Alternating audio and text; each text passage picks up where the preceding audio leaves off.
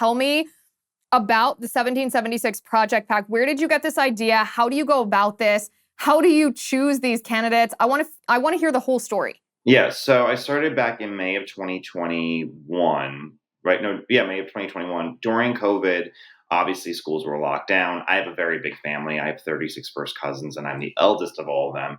And one of my godson was in class, and his teacher made the class read the book Race Cars, which is a book about white privilege for children in like fourth grade, fifth grade, which is what he's in.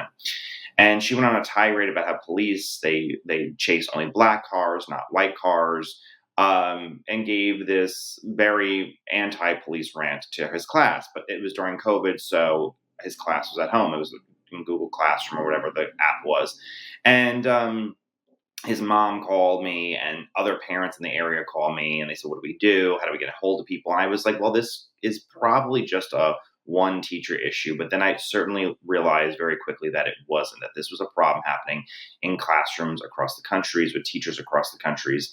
So I said, let me see what I could do. I've done elections my entire professional life. I could start a PAC for school board elections.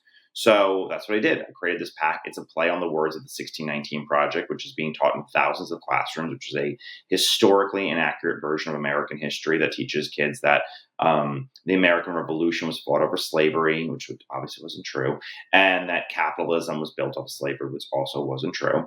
And so I said, I'm going to take on these school districts that have these very left-wing progressive viewpoint, especially on civics and history and CRT and DEI and the rest of the stuff. So I started it, and I called a few of my reporter friends to see if they would cover it. Axios did, Tucker had me on, Laura Ingram had me on, and the thing blew up, and it became a real movement. And the first year that I did it, because we weren't a known entity at all, I had an assistant at the time named Brian, and I was like, Brian, here are the states that are holding school board elections.